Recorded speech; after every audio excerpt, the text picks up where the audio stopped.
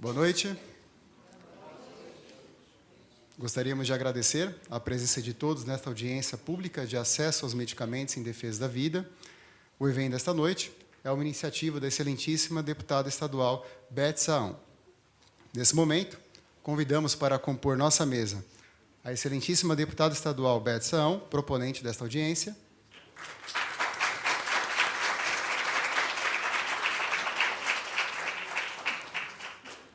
o senhor Daniel Buffoni de Oliveira, coordenador da Coordenadoria de Assistência Farmacêutica da Secretaria Estadual de Saúde de São Paulo, representando o senhor Eleusis Paiva, secretário de Estado da Saúde de São Paulo.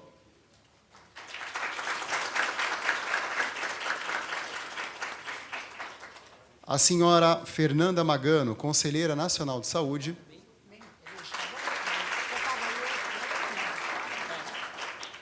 O doutor Marcelo Polacombisson, presidente do Conselho Regional de Farmácia do Estado de São Paulo.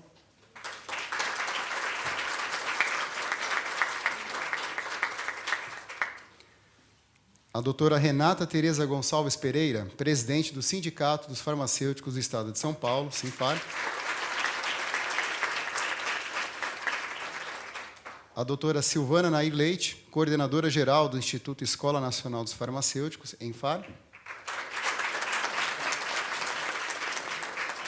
E o doutor Fábio José Basílio, presidente da Federação Nacional dos Farmacêuticos, FENAFAR.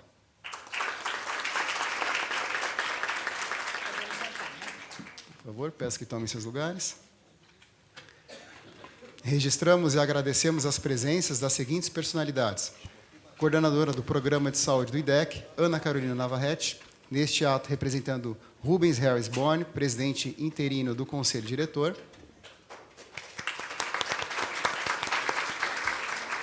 Presidente da Associação Nacional de Atenção à Diabetes, ANAD, Fádulo Fraig Filho.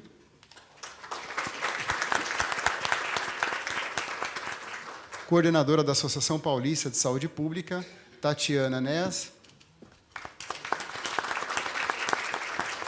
Assessor técnico da Diretoria de Assuntos Jurídicos do PROCON de São Paulo, Robson Santos Campos, neste ato representando Wilton Ruas da Silva, diretor executivo da Fundação PROCON de São Paulo.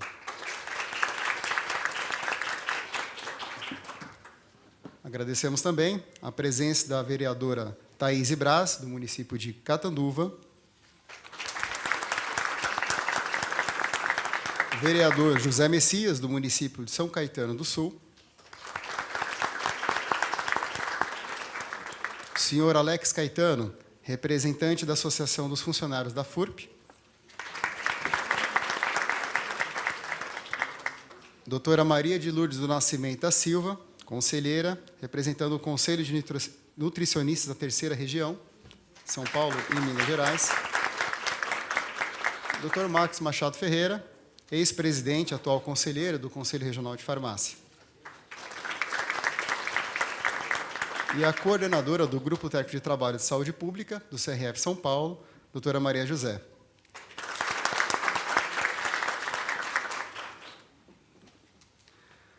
Bom, para a abertura desta solenidade, passo a palavra à deputada estadual, Beth Saão, proponente desta audiência. Bem, boa noite a todas e a todos.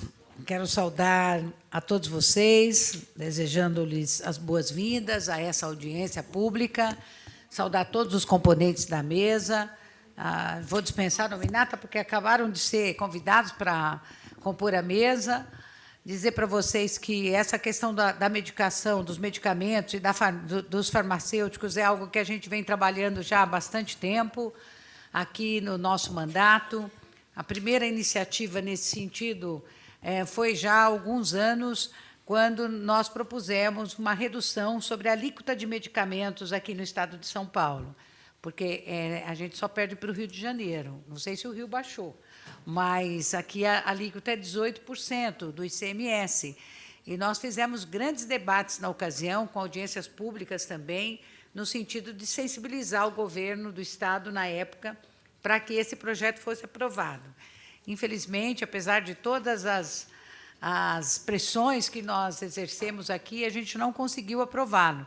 Mas, de qualquer modo, ficou muito marcado esse debate, essa luta, e ela não parou. Tanto é verdade que o projeto está aí ainda, né, tramitando pela casa, e a gente sempre tem esperança que um dia ele possa vir a ser aprovado, porque a gente entende que medicamentos mais baratos são importantes, principalmente para a população oriunda das camadas mais pobres da população.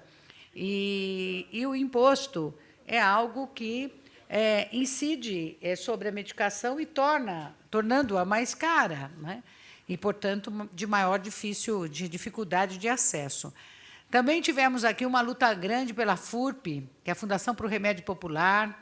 Nós, aqui está o Alex, está a Zezé, né? A gente trabalhou muito numa época dura, difícil. Fizemos uma CPI da FURP, da qual eu fui membro, fui subrelatora, e nós conseguimos segurar na unha a FURP, porque havia um desejo muito grande do governador João Dória da época para poder privatizar a FURP.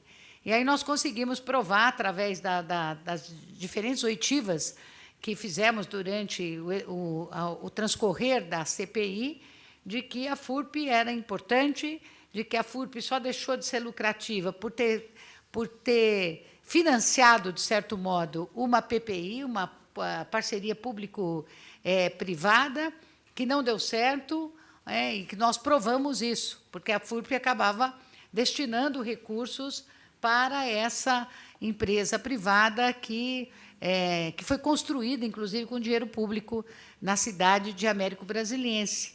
E isso foi muito ruim. E nós seguramos aqui, fizemos visitas à FURP e provamos para o governo, através dos relatórios finais que nós fizemos, que era impossível que a FURP fosse fechada. Porque, se vocês pegarem os jornais da época, vocês vão ver uma declaração do Dória dizendo que ele iria fechar a FURP. A gente ficou desesperado na época, né, Zezé? Mas ainda bem que não conseguiu. E agora há pouco eu perguntei para o Alex como é que estava a FURP, porque esse ano eu ainda não consegui, até pela quantidade de trabalho, a gente ainda não conseguiu fazer uma reunião para discutir. E ele está dizendo que já tem alguns pedidos, apesar das dificuldades, tem pedidos do Ministério da Saúde para a produção de medicamento na FURP. E nós tivemos aqui também, anteontem, a ministra da Saúde, ministra Nízia Trindade, fez uma excelente audiência conosco, primeiro com a nossa bancada do Partido dos Trabalhadores, da qual eu faço parte, depois ela foi para a Comissão de Saúde, da qual eu também sou membro. E ontem também nós recebemos aqui o secretário estadual de Saúde, o Eleus Paiva, que veio trazer a sua prestação de contas na área da saúde. Todos sabemos que a saúde é um dos setores, todas as pesquisas de opinião pública colocam a saúde como a principal preocupação da população brasileira. E a população paulista não é diferente. Ela também reflete esse sentimento. E, portanto, saúde, ela não pode ser só vista como um atendimento médico, né? A saúde é composta por vários elos, por vários elementos. Nós temos a saúde mental, nós temos a saúde física, nós temos a saúde bucal, nós temos os farmacêuticos que precisam ser valorizados. E, quando fui procurada para que pudesse encampar esta audiência pública, imediatamente a gente fez uma primeira reunião. Eu não estava na primeira reunião, mas na segunda eu já pude conversar um pouco com o pessoal do sindicato, do conselho, da federação, enfim, as pessoas que nos procuraram no gabinete, conversaram com o Valdir bastante, que é meu chefe de gabinete, e nós resolvemos aceitar, levar adiante esse debate, que é muito importante. A gente não consegue valorizar uma profissão, seja ela qual for, se a gente não tiver muito organizado e muito mobilizado para isso acontecer. A valorização profissional é uma conquista, mas é uma conquista que não cai do céu. Ela precisa de muita luta, ela precisa de muita unidade daquela categoria em particular. E eu vi aqui as demandas, são importantíssimas de vocês. Fico muito feliz também que o nosso governo, do presidente Lula, voltou a oferecer a farmácia popular, que ajuda muito também na população, para a população de baixa renda. Esses dias eu fui na farmácia, eu vi numa prateleira assim, todinha, farmácia popular, remédio gratuito, farmácia popular, remédio gratuito. Isso é muito importante. Mas mais importante também, e que a gente se sente muito segura, é quando você entra numa farmácia e você vê no crachá de alguma das pessoas que estão ali por trás do balcão o desígnio de farmacêutico responsável ou farmacêutica responsável. Isso é muito importante. E aí eu estou vendo que a categoria quer estender também para que a presença dos farmacêuticos esteja em outras áreas da saúde. Então, é isso que a gente vai começar a discutir aqui. Eu vi que o pessoal quer... tem uma demanda para colocar os farmacêuticos na estratégia de saúde da família, nos postos de saúde, nas unidades básicas de saúde. E, como eu disse, isso é um processo de construção. A presença de profissionais de determinadas áreas em algumas atividades da vida, elas são construídas. Eu sou psicóloga de formação. Tem uma lei federal que estabelece que haja psicólogos nas escolas. E, até agora, a gente está aqui na luta para que o governo do Estado contrate, abra concursos para colocar psicólogos nas escolas. E a gente sabe também da importância de ter psicólogos, principalmente no momento como nós estamos vivendo agora, de aumento da violência, de ódio, de adolescentes com armas, enfim, com esses na internet que acaba propagando muito, infelizmente, ainda essas coisas tão ruins e que acabam influenciando principalmente as crianças e os adolescentes. E isso vale para os farmacêuticos também. Quer dizer, na medida em que a sociedade vai evoluindo, novas demandas são necessárias. E, portanto, a gente vai aqui fazer esse debate, nós vamos ouvir todos aqueles que estão à mesa, depois a gente vai abrir também para algumas considerações, eventualmente, de quem quiser fazê-lo, e vamos, aí, ao final, ler uma carta de São Paulo, e, se todos estiverem de acordo, a gente pode fechar essa carta e encaminhá-la para os órgãos e para as entidades que, porventura, vocês considerarem que seja importante. Então, sejam bem-vindos, um bom debate a todos nós, e vamos à luta, porque a coisa não é tão fácil assim, a gente precisa estar junto e bastante disponível e muito motivado para poder enfrentar as dificuldades e os grandes desafios que a vida nos impõe. Boa sorte a todas e todos. Muito obrigada pela presença.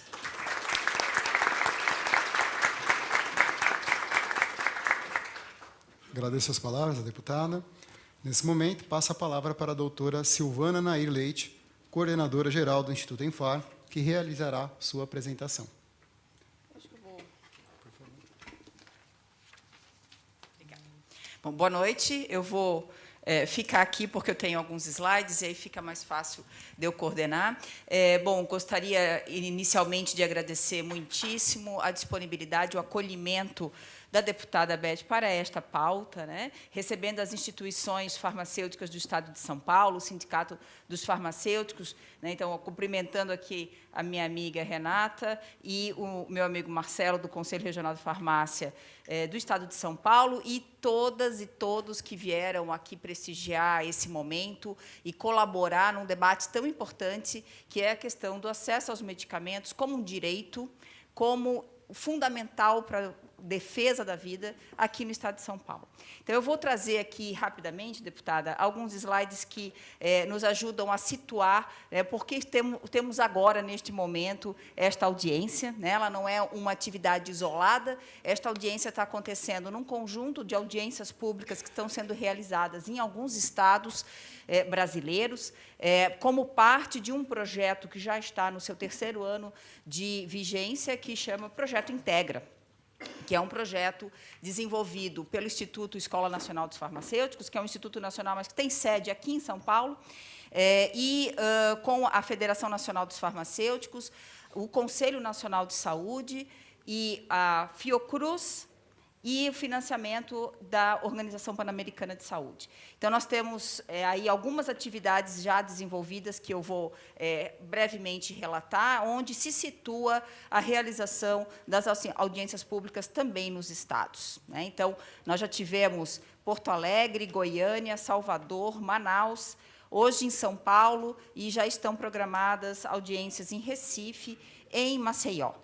Então, são alguns dos estados que acolheram, que solicitaram a realização da audiência pública dentro das atividades do Projeto Integra e estão sendo realizadas neste período entre as conferências municipais e a Conferência Nacional de Saúde, algumas, inclusive, a partir da Conferência Nacional de Saúde também, não limitando a essa data. Bom, Eu gostaria de começar colocando essa referência que nós temos utilizado bastante, que foi um grande estudo internacional, com 28 países, que estudou como aconteceu o enfrentamento à Covid-19 em 28 países, incluindo o Brasil, e que avaliou a resiliência desses sistemas de saúde, identificando quais os fatores-chave para os sistemas de saúde que puderam ser mais resilientes durante a pandemia e os que tiveram não tão bom desempenho, né, piores desempenhos. Então, eu vou chamar a atenção para essa figura que coloca algumas questões-chave dos sistemas de saúde, que inclui a força de trabalho, onde nos incluímos, né, nós farmacêuticos e todas as categorias da área da saúde, a questão do acesso às tecnologias, aos insumos, onde se incluem os medicamentos, como também questão fundamental dos sistemas de saúde, a governança, a gestão. Só que olha o centro. O centro dos sistemas de saúde resilientes é o engajamento da comunidade na organização e no desenvolvimento dos sistemas de saúde. Então, o que nós estamos fazendo aqui hoje, as atividades de todo o nosso projeto, o Projeto Integra, mas chamando a atenção especialmente para essa atividade nas Assembleias Legislativas, é promover o engajamento da sociedade em torno da defesa do direito de acesso aos medicamentos, como parte da defesa dos direitos à saúde e como fundamental para a defesa da vida. Então, aqui tem uma série, esse estudo é muito interessante, o QR Code leva direto para a publicação, para quem tiver interesse. Então, ele traz diversas questões fundamentais que os sistemas de saúde mais resilientes e mais bem desenvolvidos conseguem colocar, desenvolver na prática, mas a questão de desenvolver na comunidade lideranças a respeito da defesa da saúde, estratégias de engajamento da comunidade nos serviços de saúde, no planejamento dos serviços, na avaliação, no monitoramento, como questões centrais e fundamentais para a gente defender o próprio sistema de saúde. Então, quando a gente fala de acesso a medicamentos, nós não estamos falando só de produtos de consumo, nós estamos compreendendo como parte do próprio acesso à saúde. Não existe hoje sistema de saúde, serviço de saúde, que possa ter bons resultados sem que, além do diagnóstico adequado, o acolhimento bem feito, né, dessa pessoa, da população, que também não promova o acesso ao tratamento. Então, o nosso sistema de saúde tem essa premissa de fazer a garantia não só do serviço, mas também do acesso aos tratamentos, né, só que nós temos aí um grande desafio, um sistema de saúde que se propõe a ser universal, que se propõe a oferecer a integralidade da atenção à saúde, incluindo as terapias, que são, como sabemos, bastante custosas, que têm preços bastante importantes, né, que pesam consideravelmente sobre a sustentabilidade dos sistemas de saúde, e nós, como sociedade, precisamos estar atentos a essas questões, compreender todas as questões relacionadas às políticas e práticas que colaboram para a organização do acesso aos medicamentos no Sistema Único de Saúde, também no Sistema Privado de Saúde, para garantir esse direito para a nossa população. Então, o nosso sistema de saúde, como eu falava, né, tem esse desafio de ser universal, gratuito e promover acesso aos medicamentos, e os desafios são muito grandes, né, pelo próprio tamanho do nosso sistema de saúde, pela ousadia, né, do tudo que ele se propõe a fazer. Nós temos diversos dados bastante importantes, né, que colocam, por exemplo, sobre o acesso aos medicamentos para hipertensão. Na população brasileira, um estudo de 2016 indica que mais de 50% da população obtém todos os seus medicamentos para hipertensão no Sistema Único de Saúde, nas unidades básicas de saúde, né, majoritariamente. Para diabetes, 70% obtém de forma totalmente gratuita os seus medicamentos nos serviços públicos de saúde. Então, um impacto gigantesco para a população, né? O farmácia popular, como uma estratégia de apoio ao Sistema Único de Saúde, uma estratégia complementar para o acesso aos medicamentos, né, bastante demonstrado como de bastante relevância para a sociedade, que tem uma grande aceitação na sociedade, né, uma grande relevância social, apesar de não ser a principal via de acesso aos medicamentos. A principal via de acesso aos medicamentos são as unidades de saúde, né, para a população brasileira, continuam sendo, mas a importância de estar revitalizado, de aumentar o número de unidades, de abranger municípios mais vulneráveis, né, que é o movimento que estamos vendo para acontecer agora durante este ano. Bom, e aí as notícias, né, as informações a respeito do grande impacto social que gera, a grande insegurança para as pessoas, a ansiedade que gera para as famílias, quando há desabastecimento de medicamentos, quando há problemas para acessar o seu medicamento. Isso sempre é uma motivação de grande impacto para as pessoas. Então, é um assunto mobilizador, de fato. É um assunto que afeta cada um de nós no dia a dia. Então, as pessoas precisam compreender tudo que está envolvido para a gente poder ter o acesso. Para chegar na hora que eu preciso de um medicamento, esse medicamento está lá na unidade de saúde, estar disponível, ter a qualidade que precisa ter, né? Ter as orientações para que esse tratamento seja efetivo e seguro. Então, a população, para garantir este direito, precisa compreender a complexidade das políticas e das práticas envolvidas até chegar nesse produto final, né? Isso faz parte da ideia de engajamento da sociedade. Bom, então, a gente tem aí diversas informações, todo mundo conhece situações em que o mau uso dos medicamentos também é um problema, o uso inadequado, o uso não seguro, também são problemas. E quando o conceito de acesso aos medicamentos não é só o de ter medicamento na prateleira disponível, é que esse medicamento se transforme em cuidado de saúde, se transforme em melhor condição de saúde, né? Só a disponibilidade do produto, nós já sabemos que não é o suficiente. Então, essa audiência tem essa missão, né, para discutir essa situação, todas as questões relacionadas à garantia desse direito no Brasil e, mais especificamente, no Estado de São Paulo.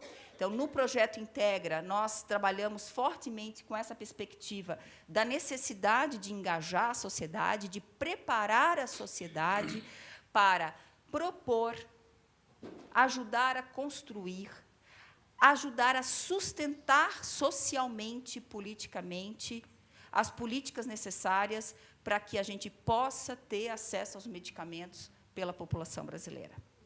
Então, o projeto já iniciou em 2021, em plena pandemia, né, quando estávamos sofrendo uma importante epidemia de desinformação, importantes questões e debates, às vezes, muito erráticos a respeito do direito das pessoas para acessar as tecnologias em saúde, incluindo as vacinas, né, mas outras tecnologias de saúde também, né, onde a gente precisava fazer alguma coisa para colaborar com esse cenário, para organizar a sociedade, para formar as lideranças sociais para o enfrentamento daquela situação. Então, o projeto ele foi proposto com várias fases, né? Nós já estamos aqui na fase de 2023 e já com outras fases aprovadas e negociadas para os próximos anos, né? Continuando diversas ações. Nós iniciamos pela formação de lideranças sociais, com um curso online tutoriado, que teve mais de 2.000 inscritos.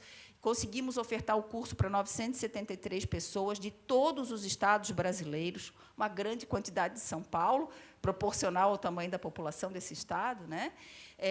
Que trabalhou as questões das políticas públicas relacionadas ao acesso aos medicamentos.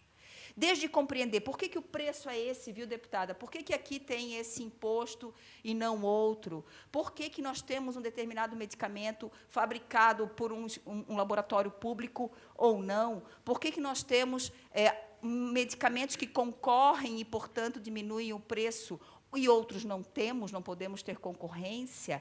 Então, por que o preço de um determinado medicamento biológico, por exemplo, é de cifras inimagináveis e não sustentáveis, nem pelo nosso país, nem por nenhum no mundo, né? Então, o que acontece? Que meio é esse? As pessoas precisam compreender como esse sistema funciona para poder defender políticas mais adequadas. Então, o curso de lideranças teve essa finalidade, mobilizou lideranças sociais em todo o Brasil, teve resultados surpreendentes e muito duradouros.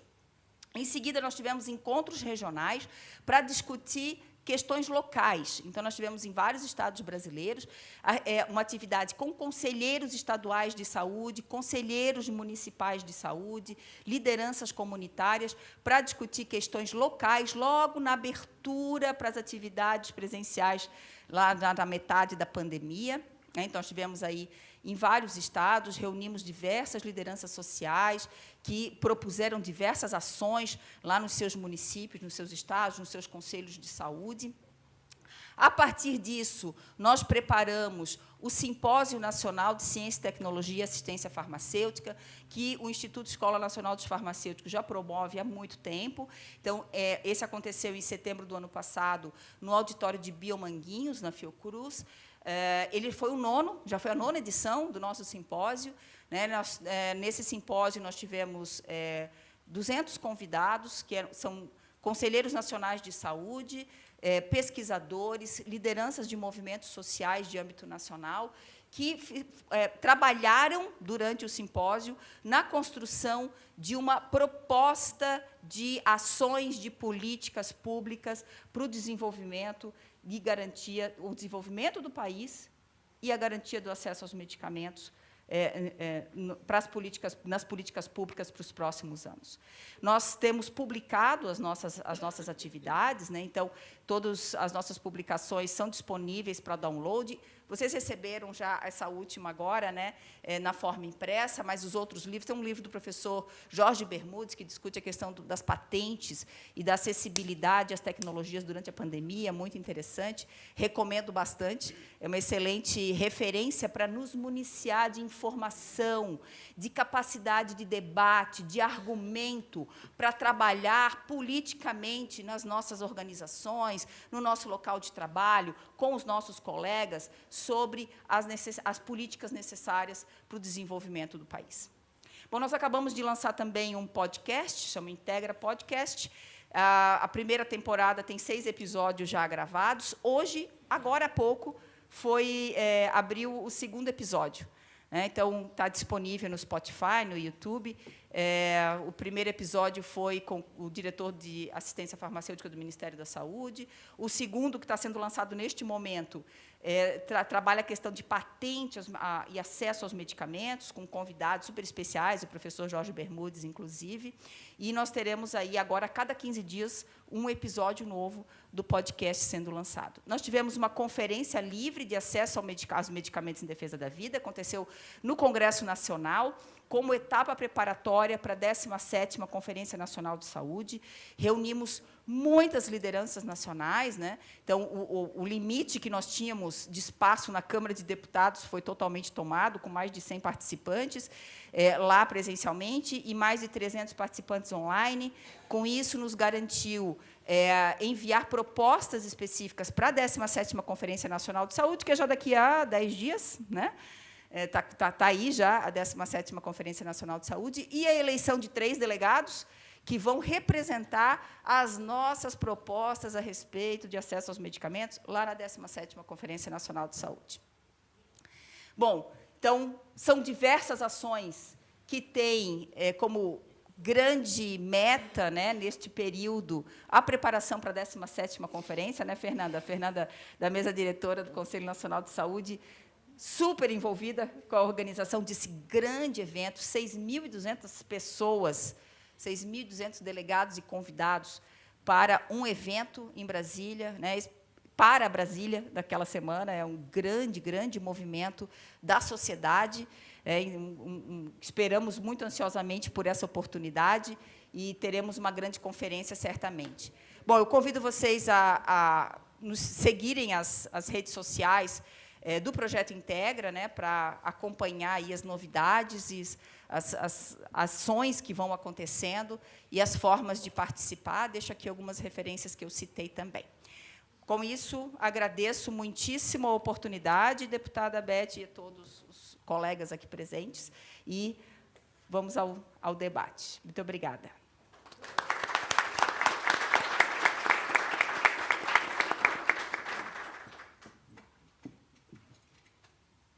Doutora Silvana, agradecemos pela apresentação, muito esclarecedora, com relação ao tema. E convido agora o doutor Fábio Basílio, presidente da FENAFAR, para fazer uso da palavra. Pode ser daí, né? Está baixinho, né? Puseram uma cadeira aqui, baixinha. Ainda bem que foi para você. Você sabe que está faltando cadeira na Assembleia, né? Por incrível que pareça. Então, boa noite. Falar depois da Silvana ainda na cadeira baixa ali não ia ficar legal, não, né? Tem que ser aqui no púlpito mesmo. Então, agradecer, Beto Saão, por ter chamado essa audiência, né, que a gente tem levado em vários estados, aí, trazendo a importância, né, do acesso a medicamentos e, principalmente, a importância da equipe multidisciplinar de saúde, todo mundo envolvido, porque o acesso a medicamento é envolvido com várias frentes aí, né? Eu trago muito a visão do trabalho farmacêutico nesse processo, né, do farmacêutico como elo da sociedade com esse medicamento. Quando eu me graduei em farmácia, né, até o Marco, que é o diretor do DAF, ele fala que quando ele se formou também, acreditava-se que existiam ET e farmacêutico em farmácia, né? Que ET ainda tinha algumas fotos, farmacêutico não tinha, né? Hoje, graças a Deus, isso foi superado, né? Hoje nós estamos nas farmácias, hoje nós estamos nas unidades. Agora, qual que é o nível desse trabalho farmacêutico que tem sido desempenhado? Eu sou farmacêutico, eu sou concursado, servidor público de Goiânia e de Brasília. Em Brasília, com farmácia hospitalar, em Goiânia, na dispensação na unidade básica. Lá ainda se entrega-se medicamentos através de uma janelinha que tem um buraquinho embaixo, onde você passa uma série de cartelas por baixo desse vidro. Muitas vezes a cartela vem com 20 comprimidos, você tem que entregar 30 comprimidos para o paciente. Aí você pega uma tesoura e corta a cartela ao meio. Ou seja, um paciente leva a validade e o outro leva o nome do medicamento, né? Um vai estar sabendo o que ele está tomando e o outro vai estar sabendo se está vencido ou não, né? Então, olha só, esse ainda é o nível. Então, quando a gente fala em acesso a medicamentos em defesa da vida, a ação profissional do farmacêutico está muito envolvida nisso. Não é só o acesso. Está tomando corretamente, na dosagem correta, no horário correto, o medicamento tem resolvido o problema dessa pessoa, né? Eu participei de uma ação global que teve, alguns anos atrás, pelo Conselho Federal de Farmácia, e lá em Goiânia, assim, a gente né, mais de 200 pessoas foram avaliadas ali, uma série com polifarmácia, tomando medicamento para pressão, para diabetes, para colesterol, e os índices todos errados, tudo errado. Ou seja, o que está acontecendo com essa pessoa? Ela está tendo acesso ao medicamento? Está, muitas vezes. Mas está sendo qualificado esse acesso? Está sendo orientado esse acesso? Então, eu trago aqui essa visão da importância dos farmacêuticos, principalmente agora, né, com a publicação das portarias aí do EMUD, a importância do farmacêutico como profissional orientador, o elo mesmo do paciente ao medicamento, né? Esse trabalho é fundamental, fortalecer as equipes, fortalecer a atenção básica. A farmácia popular é fundamental, mas ela é complementar à farmácia básica. Não podemos nunca esquecer que as farmácias básicas são fundamentais. A Silvana trouxe o dado de 50 e poucos % de medicamentos de hipertensão na farmácia básica, né? Na farmácia básica. Então, temos que fortalecer com recursos, com financiamento, as farmácias básicas, colocar farmacêutico na saúde da família, em todas as unidades. Tem um projeto de lei da Vanessa Graziotin, uma farmacêutica que foi senadora, infelizmente ela não conseguiu se reeleger deputada esse ano, mas é uma farmacêutica que tem um projeto de lei que está na última comissão na Câmara Federal, na Comissão de Constituição e Justiça, que diz que toda unidade pública tem que ter farmacêutico, unidade que dispensa medicamentos tem que ter farmacêuticos, né? Isso, para mim, é o óbvio, né? Se tem farmacêutico, se tem farmácia, se tem medicamento, tem que ter o farmacêutico. Isso, para mim, é o óbvio, mas nós temos que colocar isso num projeto de lei para garantir que os prefeitos cumpram o que, para mim, seria o óbvio, né? O óbvio, às vezes, tem que ser colocado em lei para ser cumprido. Mas quando eu entrei na Prefeitura de Goiânia, no Distrito Sanitário Noroeste, lá em Goiânia, uma região carente, toda coberta com estratégia de saúde da família, fomos nas unidades, medicamentos perdendo, farmácia em banheiros, farmácia embaixo de escada. Aí você chegava nos locais, como é que a enfermagem que fazia pedido. A enfermagem não quer fazer pedido de medicamentos, não é função dela fazer isso. Pegava um mapa de medicamentos e preenchia tudo. Todo mês pedia tudo, o máximo que podia ir. Então, estava com a sequência de antibióticos, de pomadas, de tudo vencendo, sabe? Olha só, se tivesse um farmacêutico ali para organizar isso aí, o tanto que o município ia economizar com esses medicamentos. Então, até na economicidade, o farmacêutico é fundamental. Pessoal, o Projeto Integra é um projeto brilhante que unifica as políticas, que integra as políticas mesmo de vigilância e saúde, assistência farmacêutica, ciência e tecnologia. Precisamos, de fato, para a 17ª. Aqui, quem é delegado para a 17ª? Temos alguns delegados, né? Eu sou delegado também. Né? Convidados, alguém vai participar como convidado? Não. A gente tem que estar nas conferências, gente. A gente tem que participar, porque esses locais são os locais de decisão. Então, os farmacêuticos, a equipe, toda a equipe, todos os profissionais de saúde têm que estar nesses locais para garantir que as nossas propostas virem leis, que virem portarias e que sejam cumpridas pelos municípios, estados e pela União. Né? Então, viva o Projeto Integra, viva os farmacêuticos do Brasil e a assistência farmacêutica. Estamos juntos, gente. Valeu, obrigado.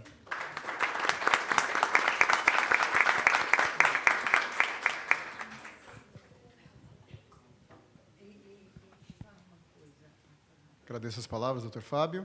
Nesse momento, passo a palavra para a doutora Renata Gonçalves, presidente do Sinfar, São Paulo.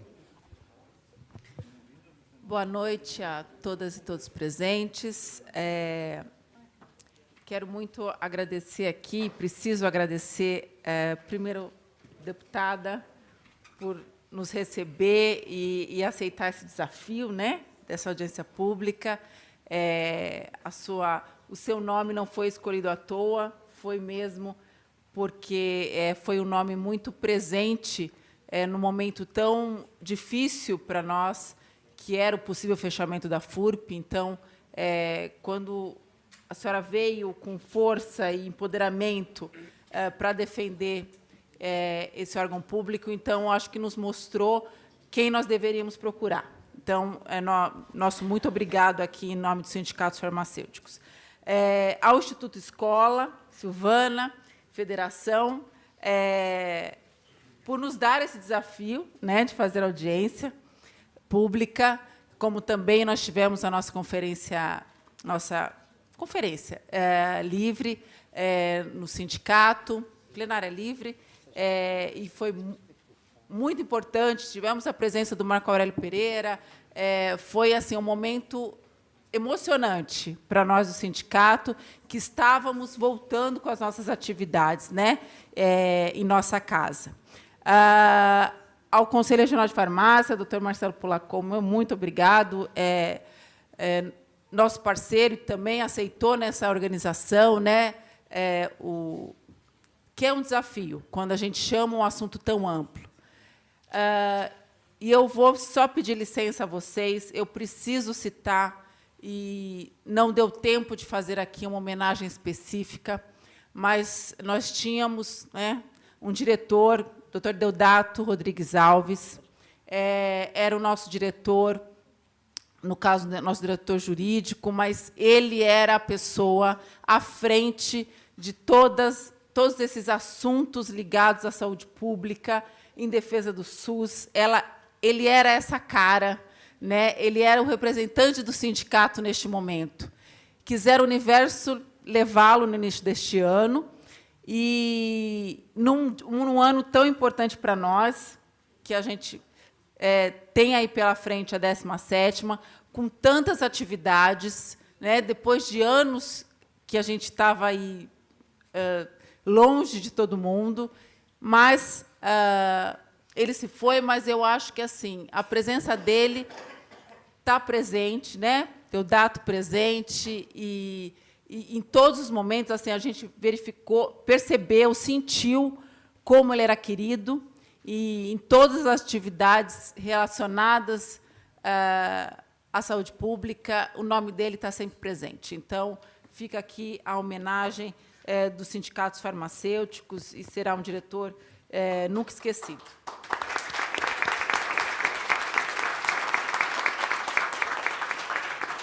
No mais, eu só quero dizer que o sindicato, apesar de ser uma entidade representativa do trabalho farmacêutico no Estado, e temos, sim, as nossas pautas corporativas, né, que nos embasam, que é a nossa base de trabalho no dia a dia, mas em defesa do salário, de condições dignas de trabalho. Mas eu acho que a gente está paralelamente, e o sindicato nunca deixou de estar presente nesses assuntos mais amplos, né? Então, eu acho que a gente tem que entender que o farmacêutico, e aqui falando corporativamente, o farmacêutico ele tem que estar presente nessas questões ligadas à tecnologia, à produção, à ciência, até ali a orientação e dispensação ao usuário do medicamento. Ele tem que estar envolvido nisso, entender que é um assunto multiprofissional, mas um assunto que ele é protagonista. Tá bom? Eu agradeço a todos os presentes. Está sendo realmente uma noite especial para a nossa entidade. Obrigada.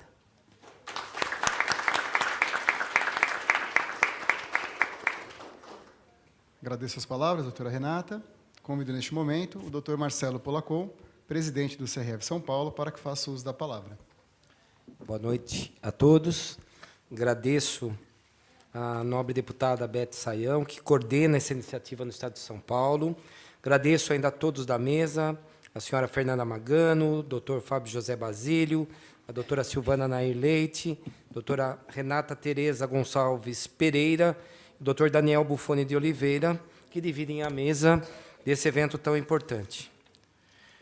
O acesso aos medicamentos vai muito além da simples entrega. É necessário que o usuário receba também a orientação adequada, com vistas à promoção do uso racional de medicamentos, que envolve a utilização do medicamento correto, na hora certa, pelo tempo necessário, armazenado de forma adequada e com descarte apropriado. E o profissional envolvido diretamente com o acesso e uso racional de medicamentos é o farmacêutico.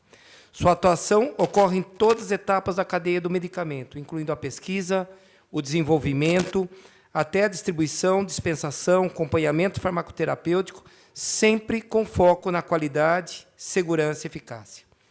Com a implantação dos serviços e o cuidado farmacêutico, o profissional contribui ainda mais com a jornada do paciente, melhorando as condições de uso dos medicamentos e, por consequência, a adesão ao tratamento.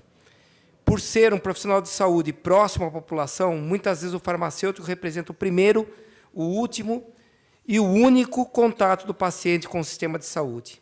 Nesse sentido, o farmacêutico assume responsabilidade na defesa da vida do cidadão brasileiro.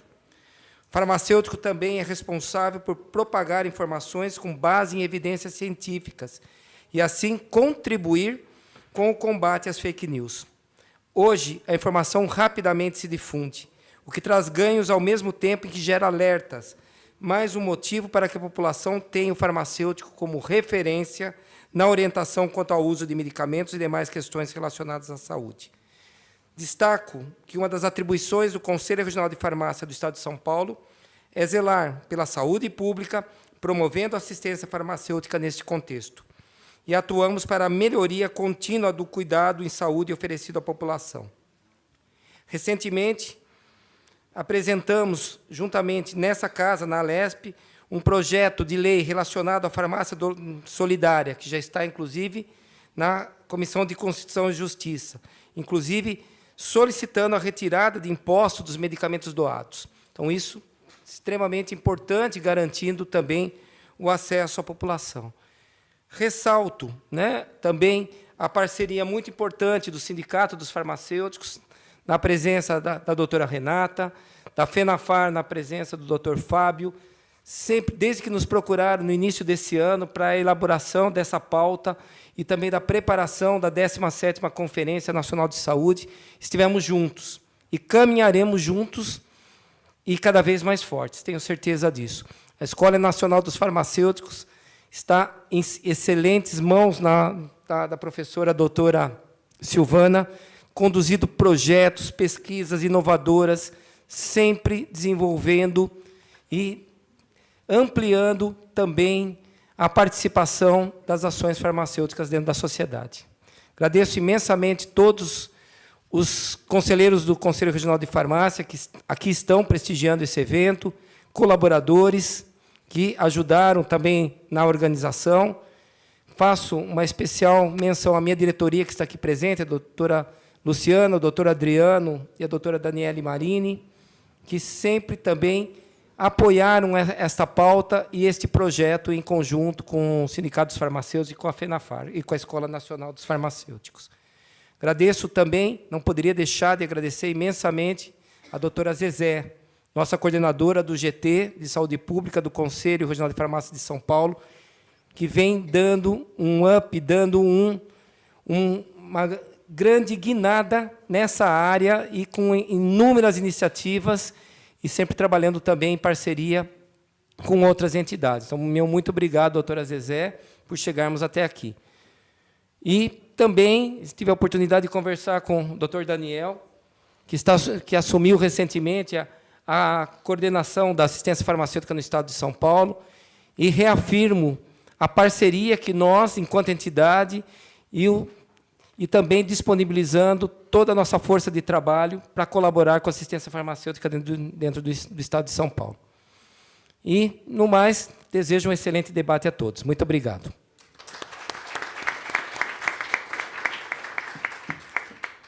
Agradeço as palavras, doutor Marcelo, sua contribuição para esta audiência. E convido agora a senhora Fernanda Magano, conselheira nacional de saúde, para fazer o uso da palavra. Boa noite a todos, todas e todes. Dizer que é um prazer estar aqui. Trago o abraço do nosso presidente, Fernando Pigato, do Conselho Nacional de Saúde, como ele sempre fala, abraços, e dizer da importância do projeto. Eu componho, junto com o Fernando, a mesa diretora do Conselho Nacional de Saúde, divido a profissão com a nossa deputada Beth, também sou psicóloga, e destacar a importância dessa audiência pública e de todo o projeto Integre. E que bom que Silvana falou para nós no início, apresentando a grandeza e a riqueza do projeto.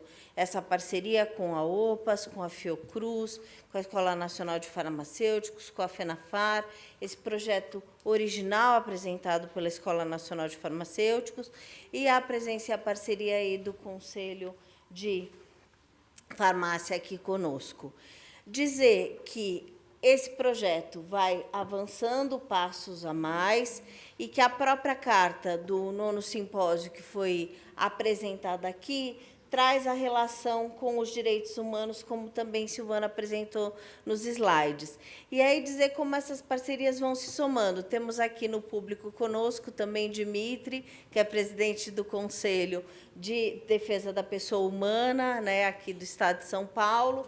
E a semana passada estivemos como Conselho Nacional de Saúde, em parceria com a CNDH, o Conselho Nacional de Direitos Humanos, com a representante da OEA, né, da questão da Comissão Internacional de Direitos Humanos, para discutir a questão dos DESCA, os direitos econômicos, sociais, culturais e ambientais.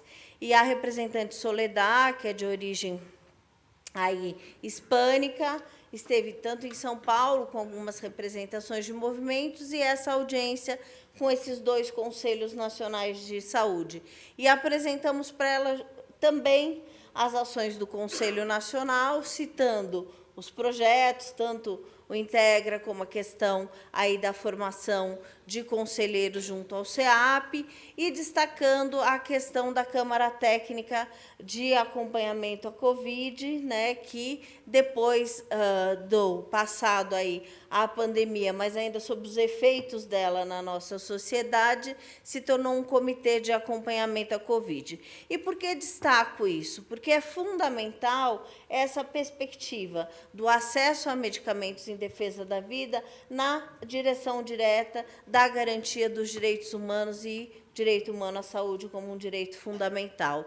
E essa relação também que vai se desdobrando nas conferências, né? A última, a 16ª, que era a 8ª mais 8, justamente para resgatar os princípios do SUS que vieram aí da integralidade, da garantia de acesso, da 8ª Conferência Nacional de Saúde. Então, por isso, essa chamada 8ª+8, ainda sobre a égide do Ronald, que era, então, presidente da FENAFAR e presidente do Conselho Nacional de Saúde. Então, a sabedoria desse processo, essa construção que foi se fazendo e a passagem disso para Fernando Pigato, e agora, na 17ª Conferência Nacional de Saúde, a gente fez a chamada da conferência, ainda, infelizmente, numa briga, né, na garantia, na imposição do Conselho Nacional de Saúde, que se manteve, porque estava garantido sobre a forma de lei, né,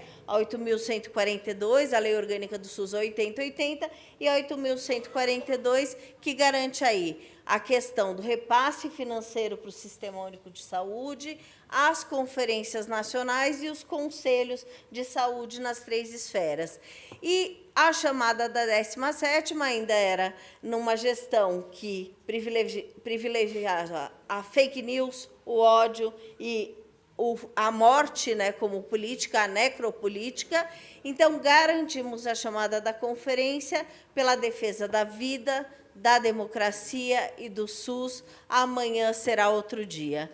Aí apontamos que, ainda assim, hoje conseguimos que esse outro dia, essa vitória do amor se garantisse, e a conferência, então, daqui a 10 dias, vai fazer esse congraçamento, com as etapas de conferências livres para eleger delegados de forma horizontal. Então, essa construção para garantir ainda mais participação social e o apontamento, né, desse grande momento no nosso país. Vai ser a primeira conferência nacional a acontecer nesse novo momento de reconstrução do país, e não sejamos ingênuos, né? Estamos sobre muitos embates, o Ministério da Saúde está sob ataques e precisamos fazer uma conferência que faça essa marca da forma que queremos, da garantia da população brasileira ao direito à vida e à saúde. Então, não estamos ingênuas, não é só um congraçamento, mas é momento de luta também, é de reafirmação de princípios, e é a demarcação da continuidade de projetos como o Integra nessa construção, porque isso faz aí toda essa relação da população brasileira conhecer mais a garantia dos seus direitos e o acesso a medicamentos de forma racional. E aí não posso deixar de dar a minha pitada como psicóloga, né, o uso do medicamento de forma racional pela não medicalização da vida, mas sim a garantia com a composição de outros elementos, além do medicamento, que possam garantir essa qualidade do bem viver, né? Então, são os movimentos que a gente vai construindo dentro do Conselho Nacional de Saúde, dentro das suas comissões, e não por isso, não por acaso, Ana Navarrete, que está aqui do IDEC conosco, que é a coordenadora da Comissão Intersetorial de Saúde Suplementar, que vai aqui fazer uma fala e uma saudação para nós também. Todo o debate que estamos lá, numa briga constante com a Agência Nacional de Saúde Suplementar, toda a questão do CoSaúde, na defesa aí da incorporação de novas tecnologias e de acesso, de fato, a novas composições. Então, são questões que vão se somando na perspectiva da garantia da saúde pública no nosso país e dessa defesa da vida, como reafirmamos. Então, a audiência é essa perspectiva, é trazer a população que nos acompanha, que se aproxime dos conselhos de controle social.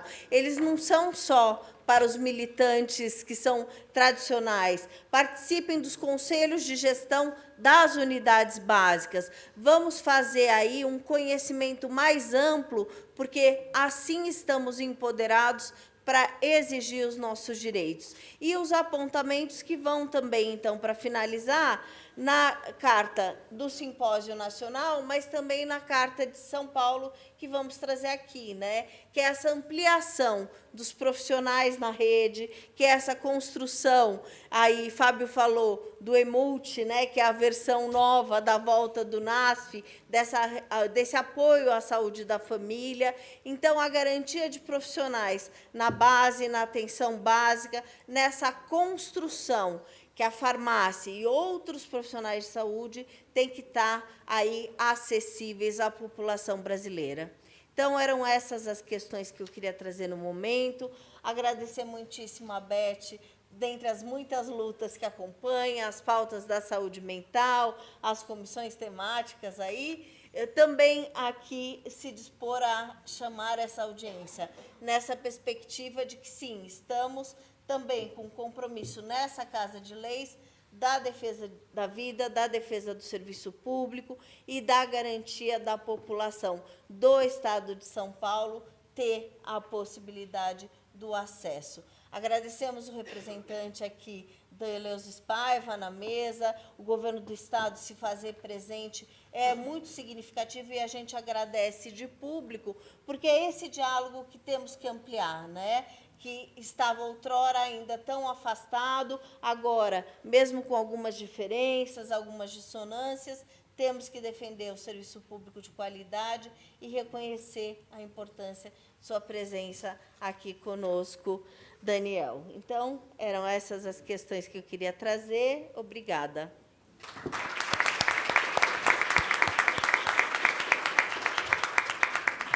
Agradeço a explanação e as palavras da conselheira Fernanda e convido agora, para fazer uso da palavra, o senhor Daniel Buffoni de Oliveira, coordenador da Coordenadoria de Assistência Farmacêutica da Secretaria de Estado de Saúde de São Paulo. Boa noite a todos e todas.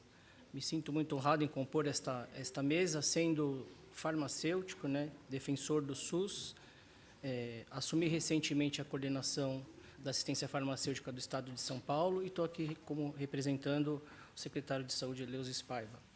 É uma discussão muito importante e ela vai levar o farmacêutico para um outro momento da vida do farmacêutico, né? O farmacêutico ele tem que ter o olhar somente da compra do medicamento e de dispensar o medicamento.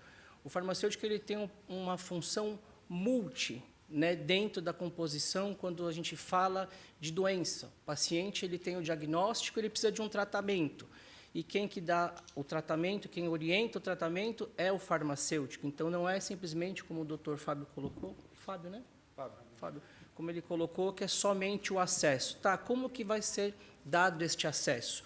Como que a estrutura, como que está organizada a estrutura pública para dar este acesso à população ao medicamento? Nós estamos vivendo um momento de novas tecnologias flutuantes, bem colocado pela doutora Silvana, medicamentos milionários, né?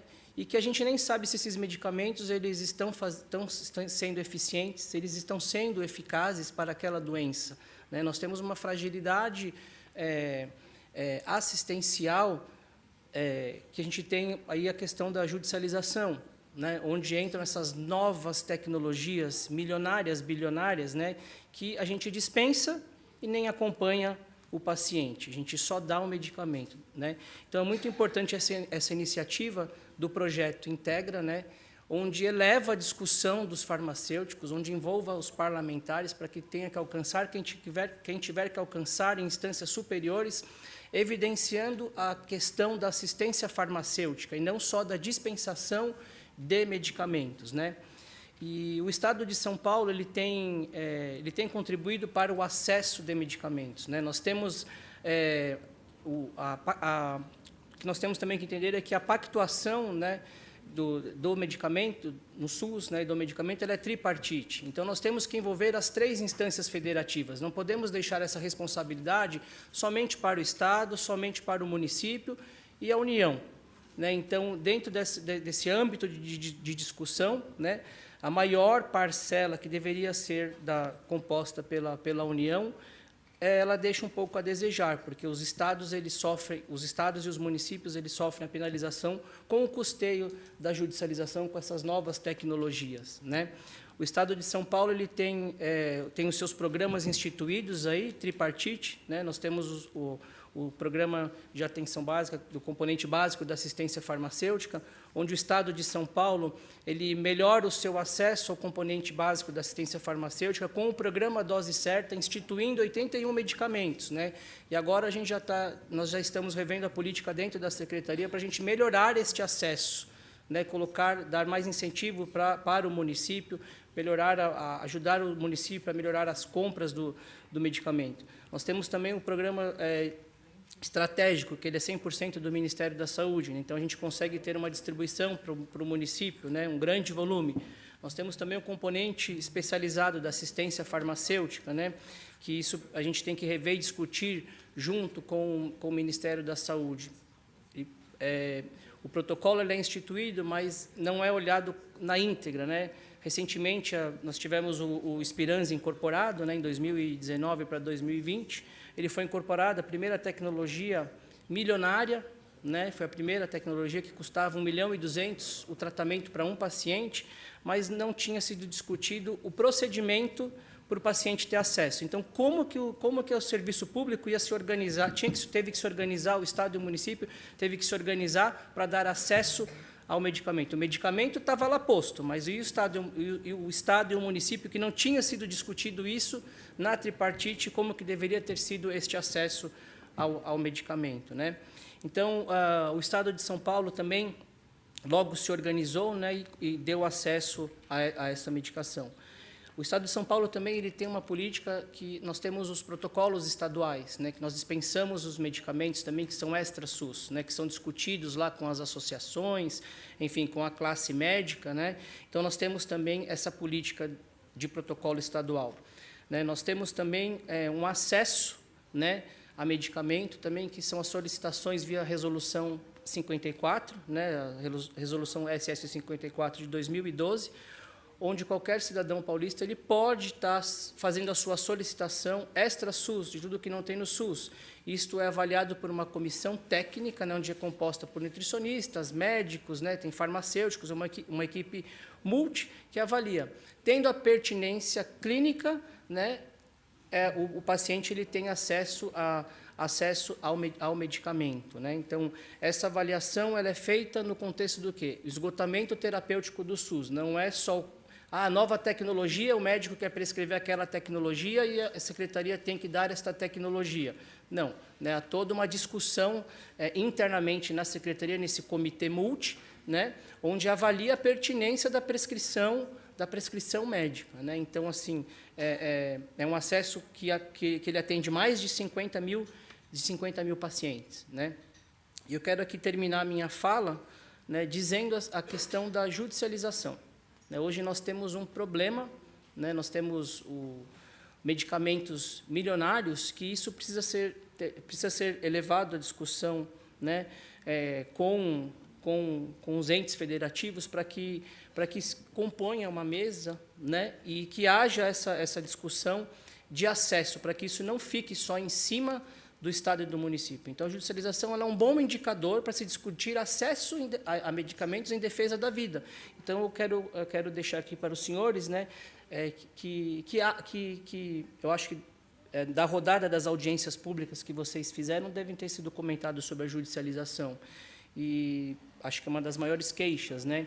Então, seria interessante que tivesse um estudo, indicadores, para saber quais são esses medicamentos que estão sendo judicializados, para que se possa levar isso a uma discussão maior, né, para que a União ela possa compor junto com o Estado, junto com o município, e tenha-se um bom acesso aí ao cidadão, né, independente se ser de São Paulo ou qualquer outro Estado. Mas é muito importante que essa discussão ela seja enriquecida, né? Então, aqui eu termino a minha fala, agradeço à deputada Beth e a todos que compõem a mesa. Muito obrigado. Agradeço as palavras do senhor Daniel e a participação nessa audiência.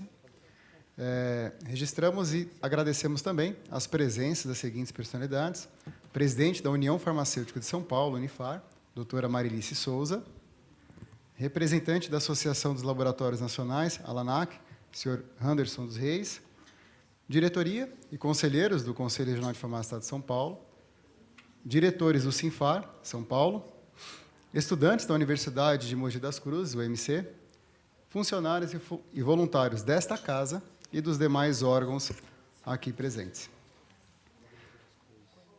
Agora, apresentaremos o material em vídeo enviado pelo senhor Marco Aurélio Krieger, vice-presidente de Produção e Inovação em Saúde da Fundação Oswaldo Cruz, um dos organizadores do projeto Integra e desta audiência pública.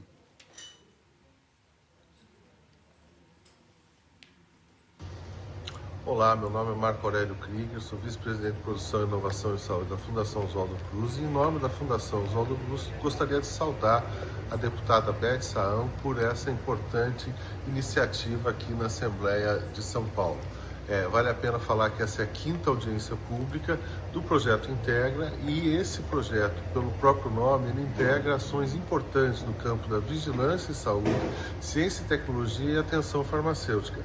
Essa reunião, na verdade, vai nos auxiliar na preparação para a discussão desses temas na 17ª reunião do Conselho Nacional de Saúde, que será realizada em breve, e essa participação em diferentes locais do Brasil só enriquece a construção dessa pauta tão importante para o nosso país. Muito obrigado e parabéns, e desejo uma boa reunião a todos. Apresentaremos também em vídeo material enviado pela deputada federal farmacêutica, doutora Alice Portugal, da Frente Parlamentar da Assistência Farmacêutica.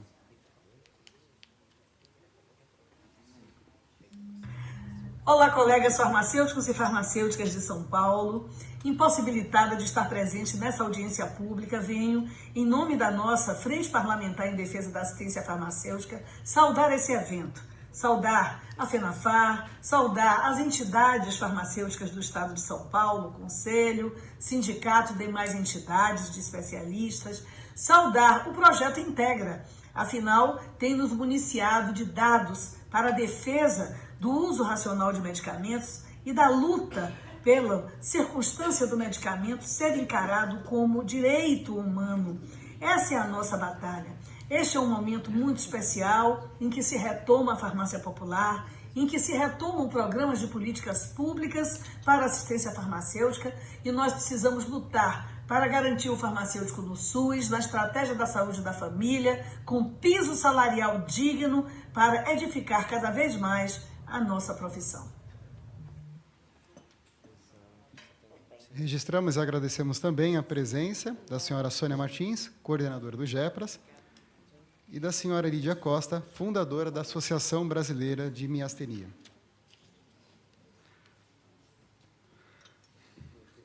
Neste momento, convido para fazer o uso da palavra, do púlpito, a senhora Ana Carolina Navarrete. Por gentileza. Teremos algumas falas no púlpito. Se possível, peço que sejam breves, cerca de uns 2 minutos. Obrigado. Boa noite a todas, todos e todes. Queria agradecer a oportunidade de fazer uma fala muito breve nesse evento tão maravilhoso. Saudar a deputada Beth Saão pelo compromisso com a ideia revolucionária de que saúde não é mercadoria. Dizer que é uma honra estar aqui de volta na LESP. A gente foi chamado em 2019 para defender a FURP, né?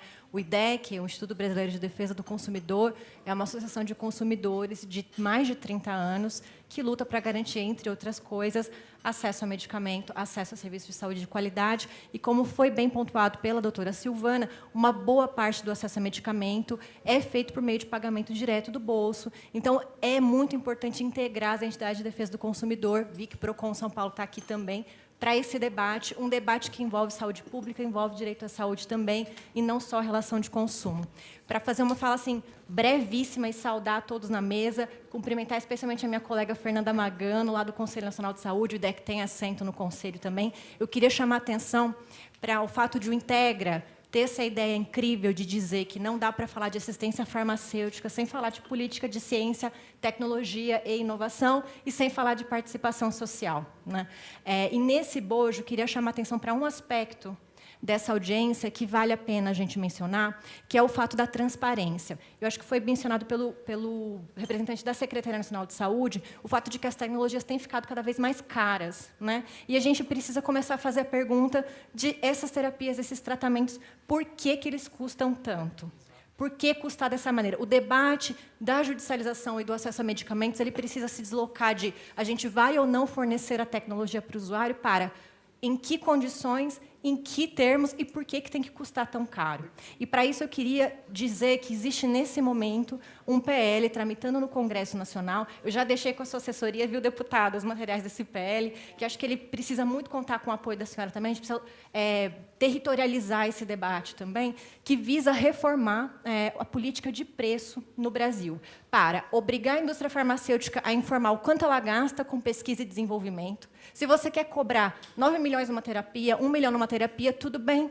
Se você investiu em pesquisa e desenvolvimento, traz as planilhas, justifica por que você gastou tanto e por que você quer repassar isso para o consumidor, para o gestor, para a União, né? E uma outra medida muito interessante que esse PL vai trazer é de ampliar a governança da Câmara de Regulação do Mercado de Medicamentos no Brasil, que é quem fixa o teto máximo. E o que essa mudança na governança o PL propõe, que a gente entende que é crucial, é trazer para a CEMED quem faz a discussão de ATS. É para trazer para a CEMED, que hoje tem Ministério da Economia, Ministério da Fazenda, Ministério da Justiça e Anvisa, é trazer CONAS, CONASEMS, CONITEC, ANS, para começar a falar, gente, se é para estabelecer preço máximo, a gente precisa considerar quem está incorporando tecnologia e quem está fazendo as compras. Defesa do consumidor também. Era isso, é o PL 5591 de 2020. E, assim, deputada, a gente está à disposição para fazer esse debate. A doutora Silvana já conhece, inclusive, o PL e há o apoio do Conselho Nacional de Saúde para a tramitação desse PL. Muito obrigada, uma boa noite para todas e todos. Agradeço as palavras. Convido agora ao púlpito para fazer uso da palavra a vereadora Thaís Braz, do município de Catanduva. Não se encontra, eu a chamo depois. Convido agora ao púlpito o vereador José Messias, do município de São Caetano do Sul.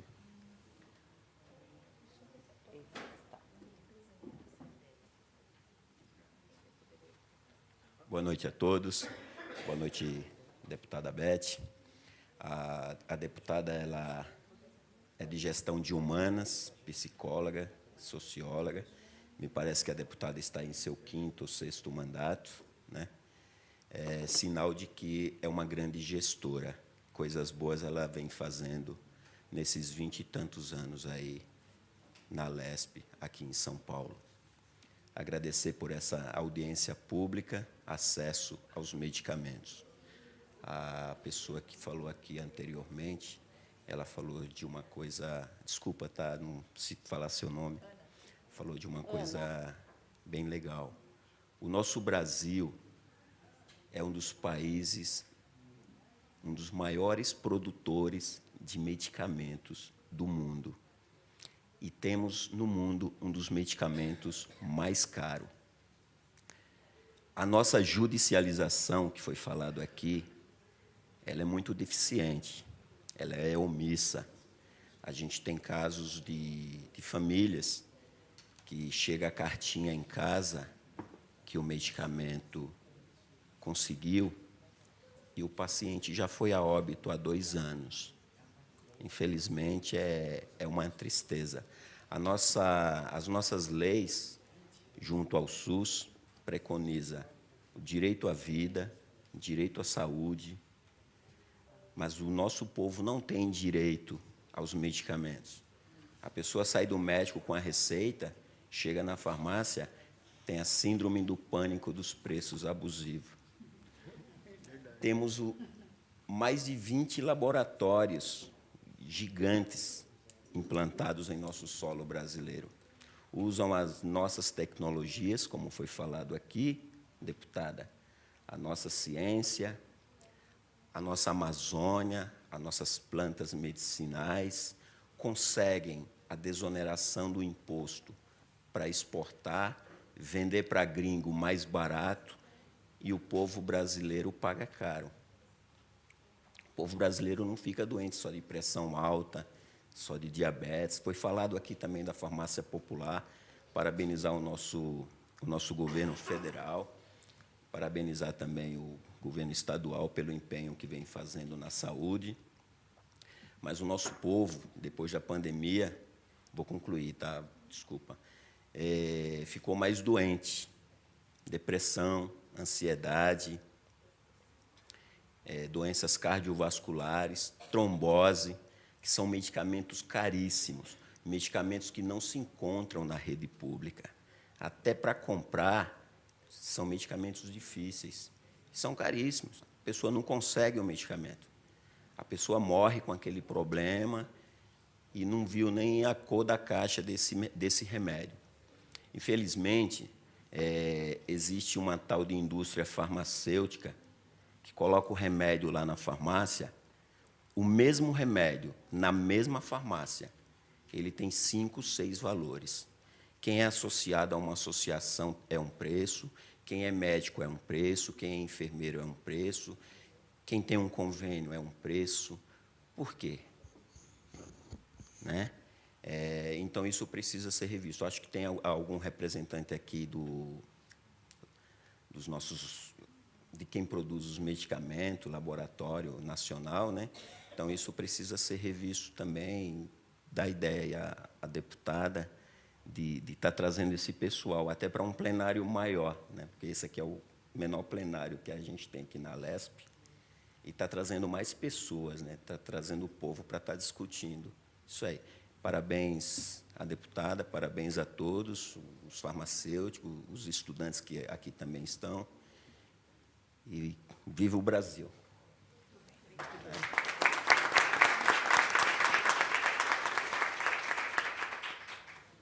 Agradeço as palavras do vereador. Convido agora o senhor Alex Caetano, representante da Associação de Funcionários da FURP.